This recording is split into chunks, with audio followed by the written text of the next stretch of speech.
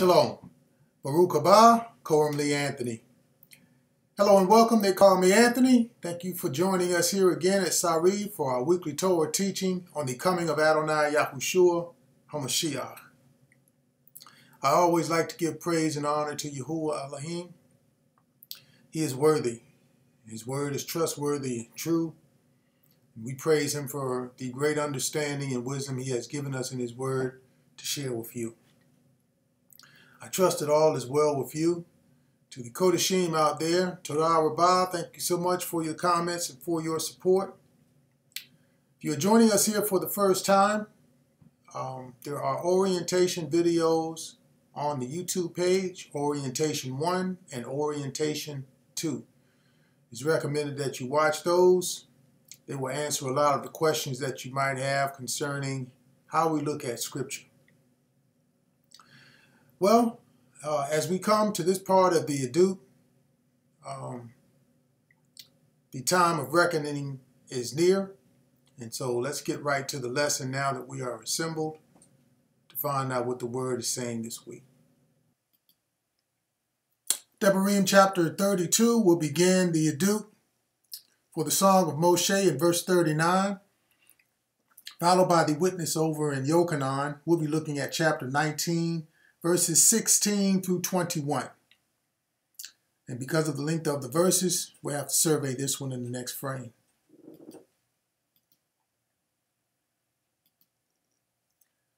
Now see that I, even I, am he.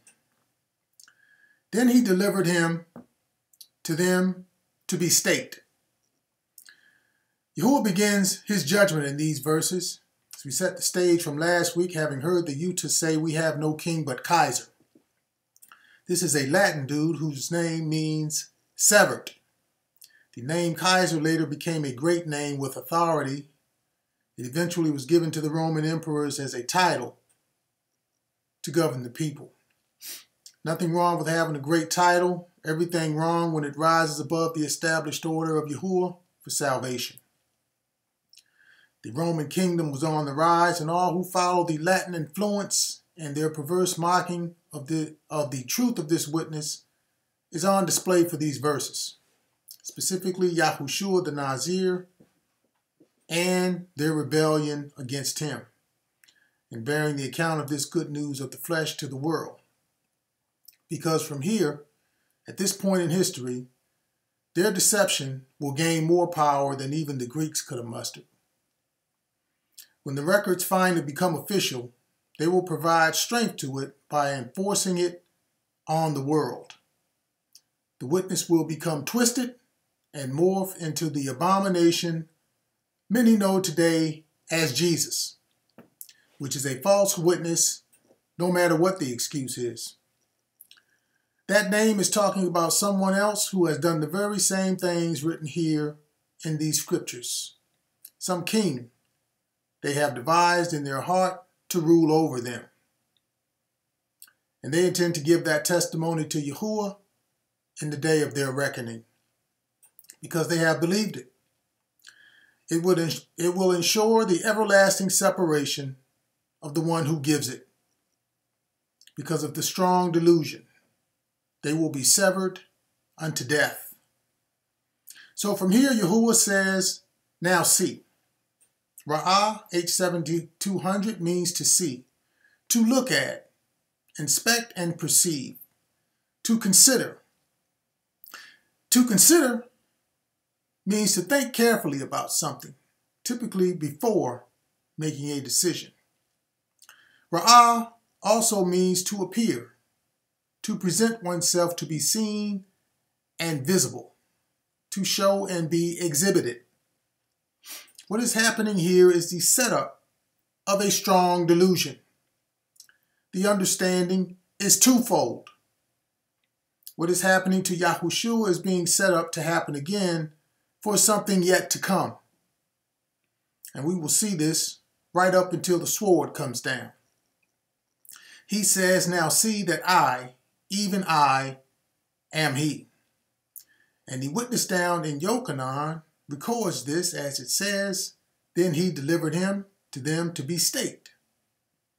Staru'o G4717 means to drive down stakes, especially a pointed one used in making fences or palisades, defensive barricades. The root is from the base of G2476 histemic, meaning to cause or make stand, to set in place in the presence of others, in the midst, before judges, before members of the council, to establish it and cause it to stand. This is something that is standing, and it is in the likeness of Yahuwah Elohim. This is something else that is being made to stand. Yahuwah himself says, see, understand this, I, even I, am he. Then the survey in the line says he delivered him, Yahushua, to be staked, to be set up, to be made to stand in the presence of counsel and established as from a mighty one, whoever that is. Yahuwah is saying it will be reckoned as though he did it. It will be something to be worshipped. He was delivered. Paradidomi, given into the hands of another, to give over to the care of someone else, something to be administered and religiously observed, to cause to come forth. So this is a subplot going on here. And this is Yahuwah's doing, and it is indeed marvelous here for the written account. So I'm sure you will agree this word is a double-edged sword. Yahushua was his ben, and it was his sword that was coming down. He set it up in the garden, and he is sending it to execute Yahushua. He is overseeing this account, so it records, he delivered him to them to be staked, set up. This is fitting. This is fitting. And there is no Elohim besides me.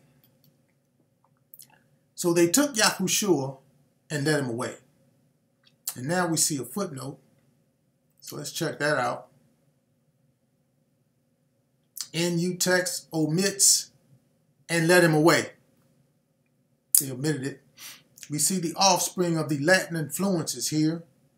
People with no understanding. They are the mighty ones Yahuwah is referencing to, ruling and judging what should go in this verse. They do this by omitting and led him away.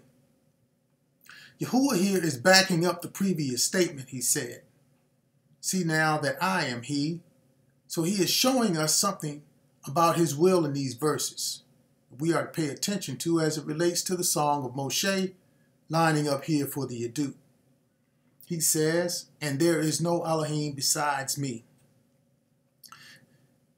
H430, the word for Elohim are mighty ones. It is used both in the plural and the plural intensive singular meaning, both of them. In the plural, it identifies in the definition divine ones. These are supernatural beings. Also, rulers and judges. Seen here in the footnote. Supernatural being was probably the one influencing them to make this change as a footnote. This is the NU. As I have mentioned, ruling and judging what this verse is saying. It was written right the first time. That is why Yahuwah said, there is no Elohim besides me. No mighty one besides me. Nothing compares. Now, he didn't have to say that, but he obviously knew they were going to rebel against him. And they were not only going to do that, they were going to twist his word to do it. And now we see this. This is why the definition for Elohim has a plural intensive meaning. That part of the definition reads, the true Elohim, works or special possessions of Elohim. This written account is his work and special possession, and it lines up beautifully to make war and ridicule anyone or anything that exalts itself against his knowledge. Now, to see this in perspective, Yahuwah says, I, even I, am he. He delivered him to them to be staked. What he said must now be done in the written account. They want you to believe it reads, so they took Yahushua. And they did take him for this written account, but he delivered him to them to be staked. They took him, but without the rest of the statement, there is no follow-through. The follow-through can only be understood in the word away. Apego, H520, means to lead away, especially of those who are led off to trial, prison, or punishment. It's in the definition. The stake is the punishment. If you take the word away out of the witness, it just reads, so they took Yahushua. There is no indication of the result of the judgment to be staked from the prior line. It just reads they took Yahushua. The punishment is only seen in the word away. As it reads, they led him away, took him to be staked. I kill and I make alive. And he, bearing his stake, went out to a place called the place of a skull, which is called in Hebrew, Google it, where they staked him. I kill and I make alive. The word for kill is mut. H4191 means to have one executed and put to death. Yahuwah is saying, I kill, and it records in Yochanan, and he, bearing his stake, went out to a place called the place of a skull. This is where he went for the execution, carrying a stake. G4716 staros is an upright stake, especially a pointed one, used as such in fences or palisades. This is the same definition that identifies a cross in another part of it. It's another part of the same definition. Yahushua did not die on a cross. Those of you who follow Sarid know that this is not accurate in any of the wilderness journeys and the judgments on the people. We covered this in the first witness given by Sarid for the Book of a Star, many know as Esther. All of this information is found on the YouTube video library of Sarid, the Remnant. Also, most importantly, the book of Daniel has specifically warned in his prophecy that these people will cause this account to bear witness of a cross. And this alone is something that brings judgment. Anyone bearing it will not receive everlasting life. It is an abomination in the eyes of Yahuwah. It's an abomination. And you here in this assembly have already seen the word itself line up to say these very things. Yahushua was lifted up on a stake. It was the one he is bearing here when he went out to a place called the place of a skull. This was the skull of an animal with a horn. That's what was there. Something like what is found projecting from the corners of the Mizbeach of Yahuwah when it was built. Found in Shemot chapter 27. You can go there and look at it. That's Exodus. There his sacrifices were killed and offered. I kill. This one he's going to do himself. And I make alive. Chaya, H24:21, means to preserve alive, to let live, to revive and quicken from the dead, to restore to health and restore to life. He's going to do this as well. This is understood in the Hebrew understanding. Eber, H5677, means region from beyond. A person from that place is called Hebrew. Many know as Hebrew. The understanding of region from beyond is more than that of passing through a region beyond a current place here on earth. The message from the Hebrew understanding is a message from beyond the grave, beyond this world order. A region that is more clearly understood once a person dies and transitions to the next part of life. Death is just the beginning. The understanding in the Hebrew is called Google it. H1538 is what was there before the tampering by the Greek and Aramaic reference numbers. Google it means head or skull, a poll of census. So a census is being taken here. It is first used, this word, in Shemot chapter 16, verse 16, where it reads, "This is the thing which Yahuwah has commanded. Let every man," Google it, "gather it according to each one's need. 1 omer for each person according to the number of persons. Let every man take for those who are in his tent. It was laid up in the wilderness, the man, or what many know as manna. They used it to fill an omer. It is the thing that was gathered and laid up before Yahuwah for the generations, was laid up there. Yahushua needs this now, as it reads, that they may see the bread which I fed you in the wilderness when I brought you out of the land of Mitzrayim. He was that bread. The census here. This was laid up inside the Aron, or what many know as the Ark. It was before the Edut, this thing that I am bearing witness to here and now, for the song of Mosheh.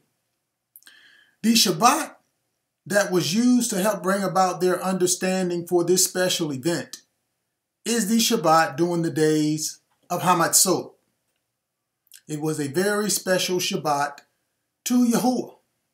And you who follow Sarid closely know this by observing it. Yahushua is counted in the census here. Google it. To execute this most prophetic event by Yahuwah. The name of this place is where they staked him. And according to Yahuwah up in Devarim, this is where I make alive. It was all going down in Golgolet. It was to happen before the Edut was to be given. And this also is now fulfilled in your hearing. I wound and I heal. And 2 others with him, one on either side, and Yahushua in the center. I wound and I heal. Yahuwah said, I, even I am he. The word for wound, H4272, machatz, means to smite through and shatter, to wound severely. The wound is on one side, the healing on the other. One on either side. This is a picture of healing. They were both part of the plan to show the smite as moving through from one side to the other side of an opening for healing. I heal, H7495, is Refa. It means to heal and make healthful. This is also used of national hurts and personal distress. This is seen when it says, and Yahushua in the center. Mesos, G3319, means in the midst, the middle. In the midst and amongst. He was in the midst of them in every way. In the center of the staking order and in the midst of their understanding as well, being noted in the other accounts of this story. One believed in him and the other did not. This is the wound, the smite through them, to get to Yahushua, who is in their midst, in the center. He's where the healing starts. They are being used as an example. He is smiting through them, demonstrating a smite. Smite means to strike through with a firm blow. It is an archaic verb meaning to defeat or conquer a people or land. Yahushua is being singled out to do that here on the stake, and is going to receive the healing necessary for them and everyone else to be either defeated or conquered. If they disbelieve, then they are defeated, wounded. If they believe, then they are conquered. Yahushua is in the midst of both. There's one on either side. It all goes through him. They are smitten, defeated, or conquered, healed. One is wounded, the other is healed. This is the analogy according to the definitions in the words. Residual effects of the sword.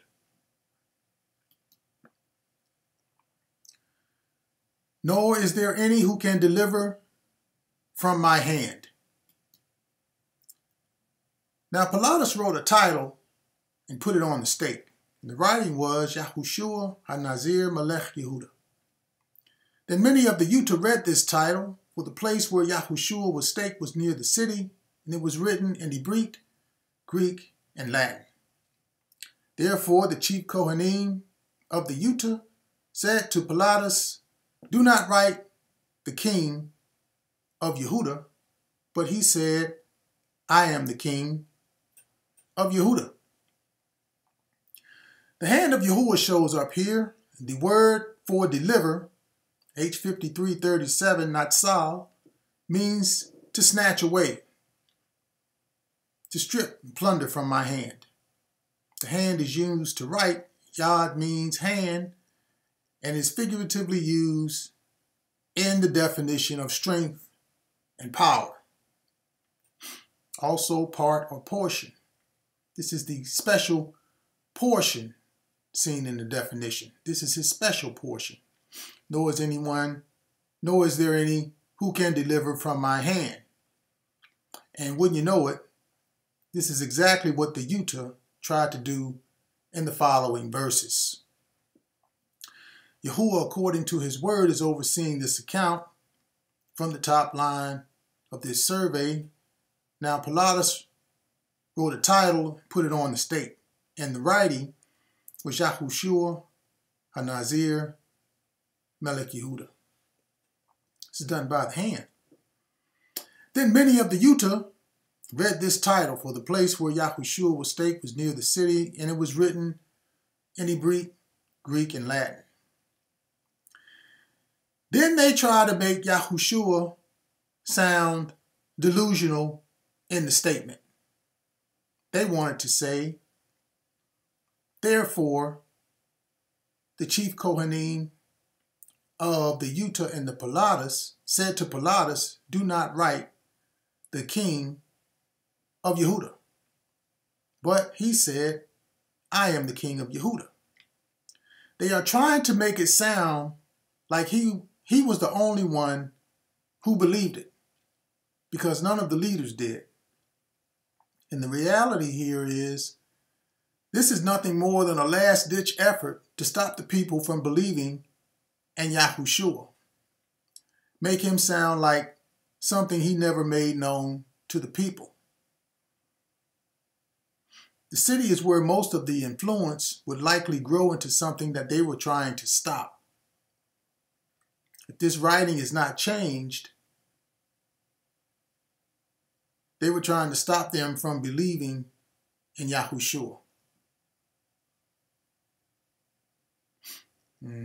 Trying to discredit and do away with him altogether. Stop the unstoppable. Also, the writing was in 3 languages. But whether it was Greek, Helleniste, Latin, or Romaneste, or whatever, none of those can deliver from the hand of Yahuwah. Written in the Hebrew. You either recognize him in the Hebrew, or you don't get saved. Every tongue is going to confess his name.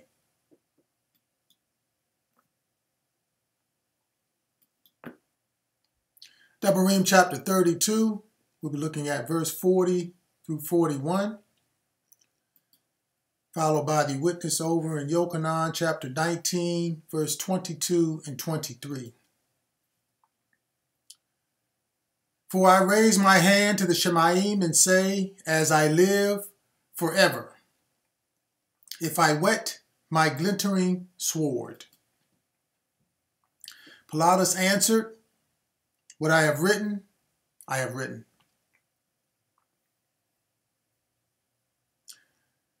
For I raise my hand to the Shemaim and say, as I live forever, if I whet my glittering sword. This is continuation from the previous screen where Yahuwah declared in the top line of survey, see now I, even I am he. Here he is represented by I in both lines of survey. This is clearly his doing. He continues here by saying, for I raise my hand to the Shemaim and say, as I live forever, if I whet my glittering sword. This word for whet is shanan, H8150, and it means to sharpen and to pierce. This is talking about the sword that was coming down here in the verse. It is sharp. Shanan also means to teach incisively. This is an adjective that describes a person and their mental process. Teaching intelligently, analytically, and clear thinking of an account. Accurate and sharply focused. This is in reference to what was written by Pilatus. Only Yahuwah has raised his hand here concerning something that was written by Pilatus on the previous screen. Yahushua HaNazir Melech Yehuda. The one the sword was coming for. It was written in the Hebrew in order for the account to be taught sharply.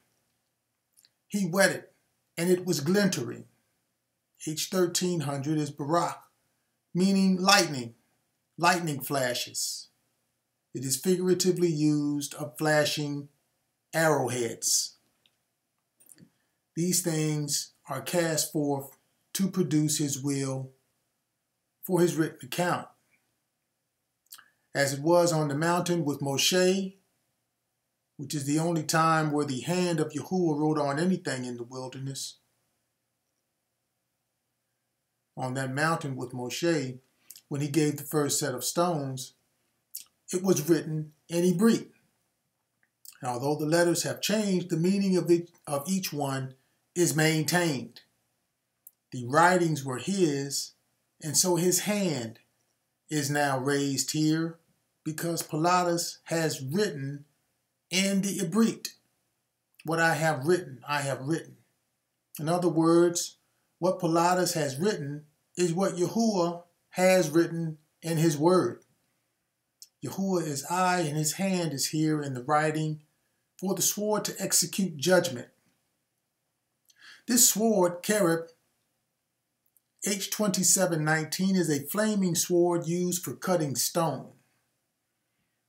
This is not an ordinary earthly sword here. This is the flaming one from the garden, guarding the way to the tree of Chai.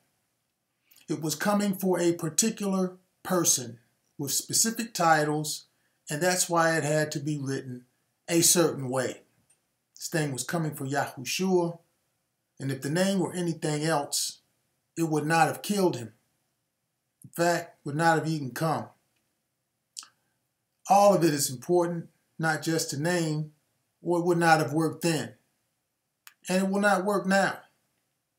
Because there are some who seem to think all of this does not matter. But according to the wet glintering of his sword, what is written had to be accurate for the execution and the teaching of it. The verb for sword means to lay waste and make desolate, be in ruins, to attack, smite down, slay, and fight. The understanding is this sword is coming for Yahushua to slay him. And whoever does wrong by some violation of this written account, then they will be made to suffer by the spirit of this sword.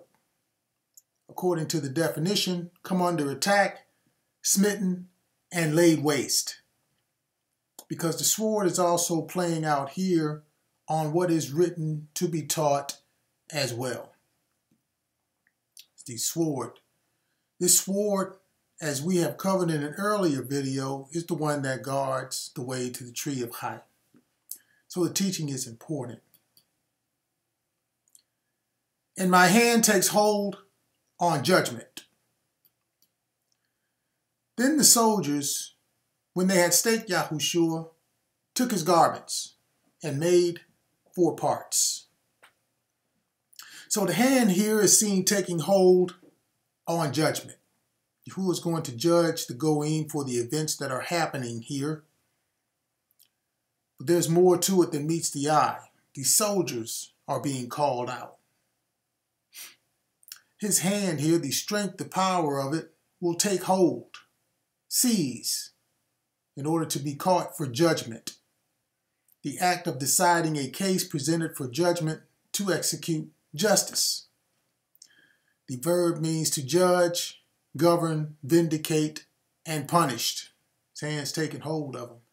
The judgment is seen in Yochanan as it lines up to take hold of then the soldiers.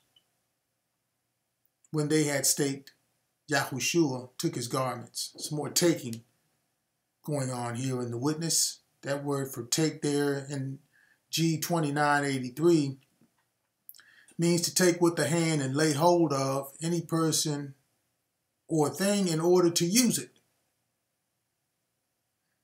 So this is take as in stealing. Goes on to say to carry away for oneself, to take by craft. About that. It is used of hunters and fishermen to circumvent one by fraud. So yeah, this is theft. So this stealing is being used for some deception by the soldiers. They took his garments to carry them away. G2440 is the cloak or mantle.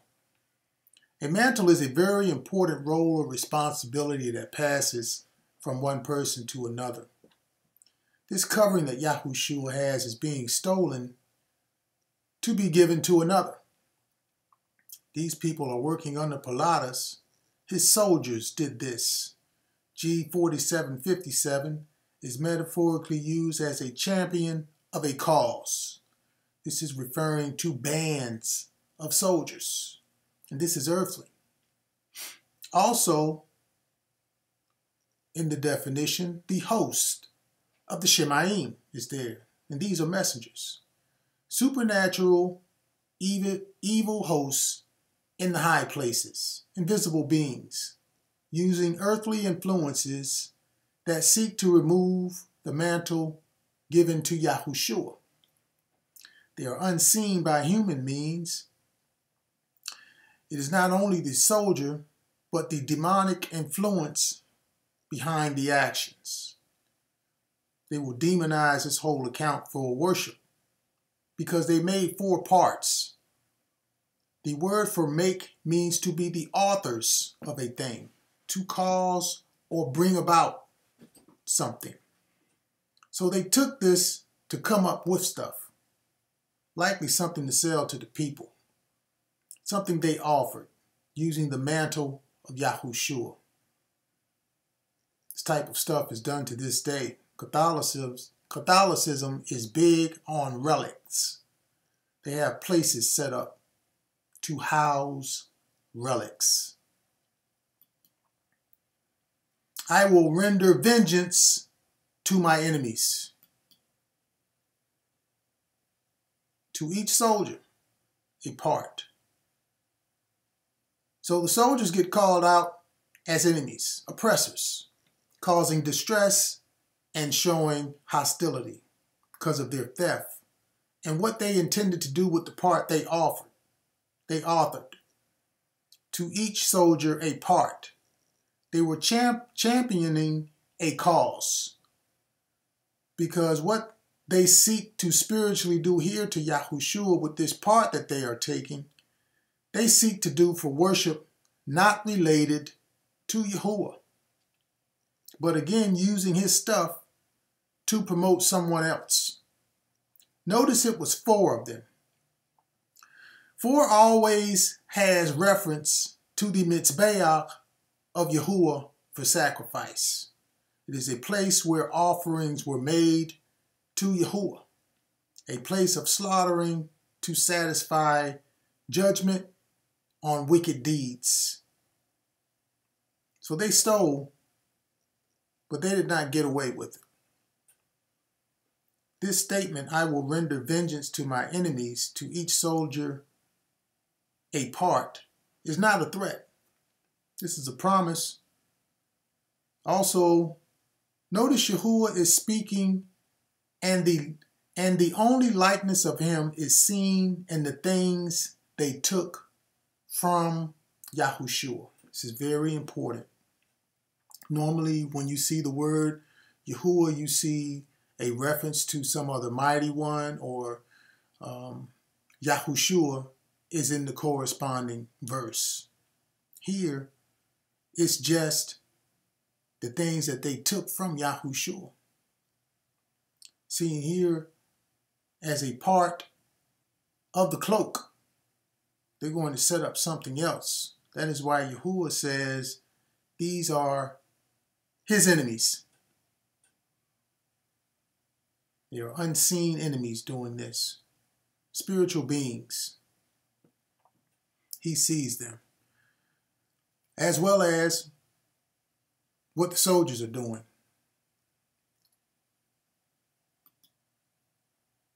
And repay those who hate me. And also the tunic. Now the tunic was without seam, woven from the top in one piece. And repay, H7799 is shalom. And shalom means to be in a covenant of peace, to be at peace. This is the heart of the matter here. It is rooted in hate, the reason for the oppression. Underneath their actions was hate. This is emotion that is taught, something hidden. Underneath their actions was hate. Hate for his covenant and hate for him. This is the reason they also took the tunic, an undergarment, usually worn next to the skin. It was underneath the cloak, the mantle. The tunic, like the covenant, is without seam. There are no 2 parts put together. It is one covenant for everybody. No exceptions. Nothing brought together with it. It was woven from the top. Yahuwah gave the covenant in one piece. That's who me is. They hate it. This is a picture of that. And so they hate Yahushua. Motives of the heart on display here. Once again, the likeness of Yahuwah, seen as me over in Devarim, is viewed in the tunic this time.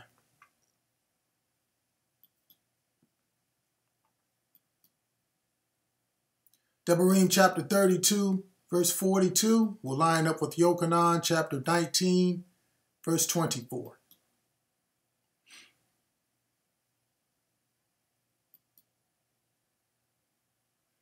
I will make my arrows drunk with blood. They said therefore among themselves, let us not tear it, but cast lots for it. Whose it shall be. I will make my arrows. H27 or 2671 Chatz is an arrow. It is from H2686 Katzatz, meaning to divide and cut off, to be finished, to shoot arrows. The divide is seen in what they said among themselves. Let us not tear it, but cast lots for it. Whose it shall be. The word for cast, lechano, G2975, means to receive by divine allotment, to obtain. Yet the arrow shall be drunk with blood. They want to remake the covenant, represented by the tunic, the piece closest to the body.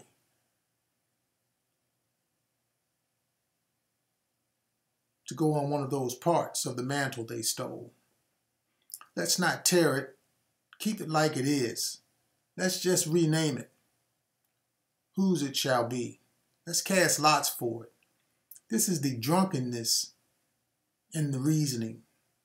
They must be drunk to disrespect the greatness of all that Yahuwah has done through the Nazir that is written in his word. This is the evil spirit of interpretation, performing in a particular way that conveys one's understanding of the Creator's ideas. Whose it shall be. This is misinterpretation. It belongs to Yahushua, and it was given by Yahuwah.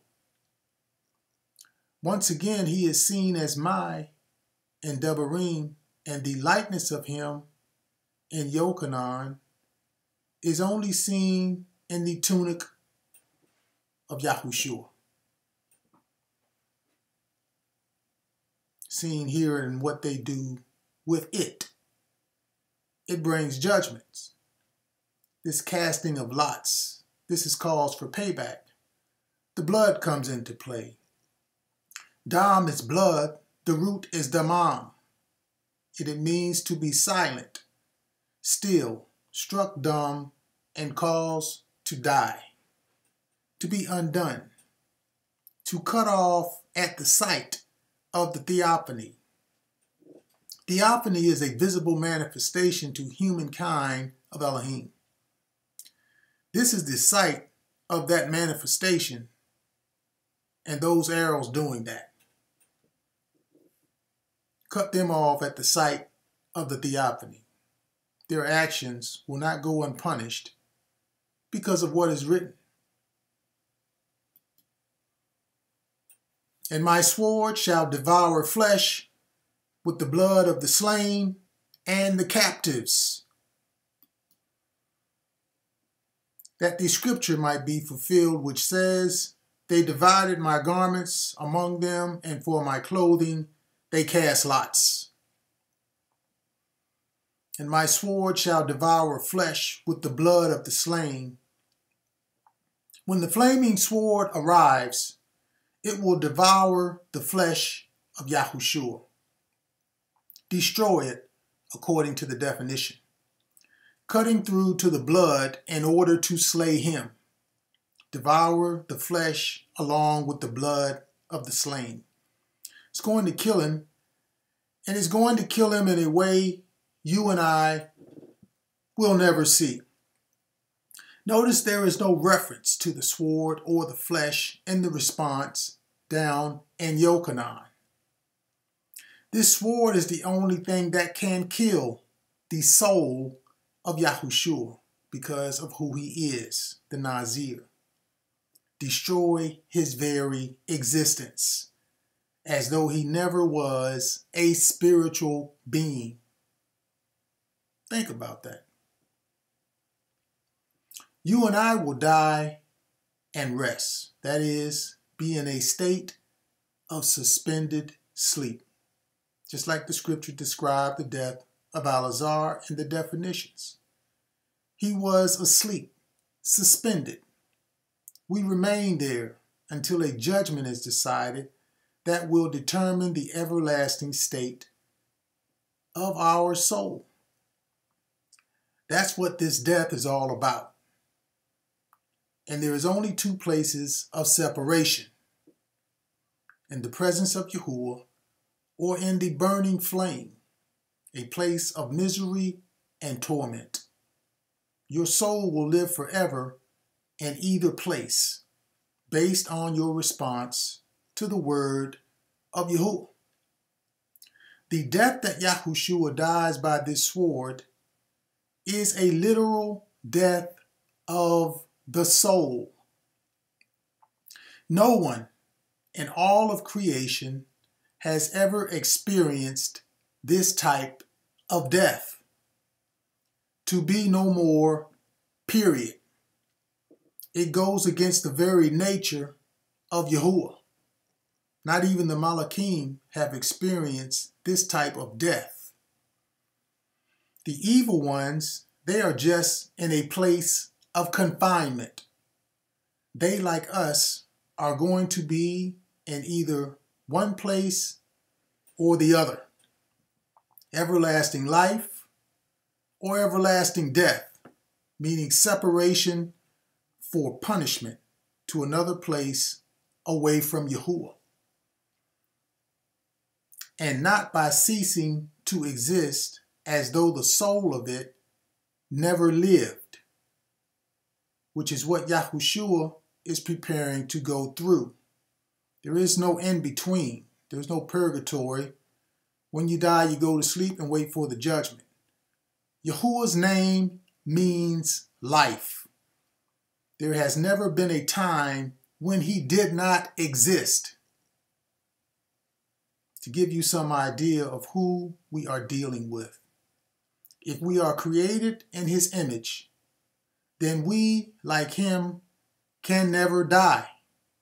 That is, cease to exist at all in the invisible realm, in the spirit, the supernatural state of being we know as the soul. Yahushua's soul was not suspended. His soul was gone. In the physical world, the body was still there, but in the spiritual world, the soul was obliterated by this sword. Something that has never happened before in all of creation. The destruction of the soul itself.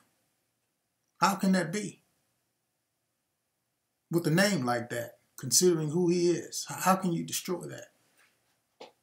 Scholars have yet to discern what really happened here. It has not been given to them. They have another mantle and another covenant that they live by. That is not from Yahuwah. They cannot explain many of the questions that arises from these events. This knowledge is not of this world order. If it were, then surely you would have heard it preached concerning the flaming sword. This sword was not only coming to get him, he was supposed to be clothed. This is what the captives are. The garments he was wearing that Yahuwah has passed judgment on in the upper lines of survey, the clothes they stole, are captives.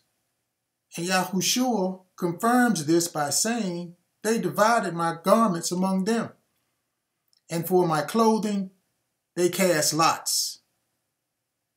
This is in response to the statement Yahuwah makes about the sword. And my sword shall devour flesh with the blood of the slain and the captives, so that the scripture might be fulfilled, which says, they divided my garments among them, and for my clothes they cast lots. So he didn't have them.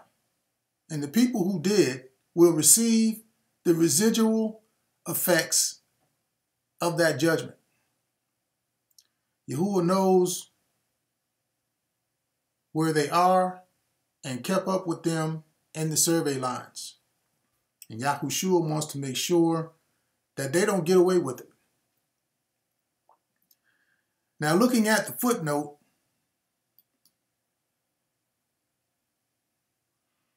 it's what they have there. It's the Tehillah 22:18.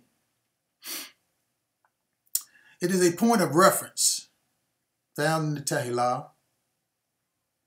And I'm going to have to read it to you, where it reads, they divide my garments among them, and for my clothing they cast lots. Goes on to read, this was indeed written, and so were the verses that follow concerning the sword. So I'm going to continue to read here. Verse 19. But you, Yahuwah, do not be far from me, O my strength. Hasten to help me. And then in verse 20 it reads, deliver me from the sword, my precious life from the power of the dog. It appears he is a little troubled about this sword, and he should be, because up to this point, aside from what he did to Alazar, nothing like this has ever been done in the invisible world, where the eyes of myriads of Malachim are waiting to see how Yahuwah does this. They don't know this type of death. The dog there in the verse in Tehillah, chapter 22, verse 20, is Kelet. This word is figuratively used of contempt. He wants to be delivered from it. Contempt and abasement, pagan sacrifice, and male cult prostitution. All of this is going on in the verses. That's the reason for the theft of the garments by those soldiers, male prostitutes. Yahushua says, deliver my precious life from the dog. In other words, bring him back and deliver me from the sword, and restore those things that were stolen and divided among the power of the dogs. His mantle and the covenant of promise, seen in the verse as precious. That was the reading on Tehillah, verse 22, 18 through 20.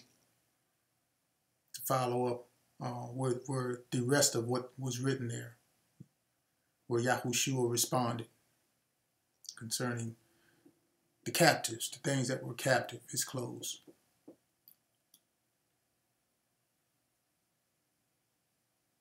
From the heads of the leaders of the enemies. Therefore the soldiers did these things. They worked for Pilatus. This is what was going down. Oh man, it's hard to imagine the unimaginable. Yahushua did something that has never been done before, and the likes of which will never be done again.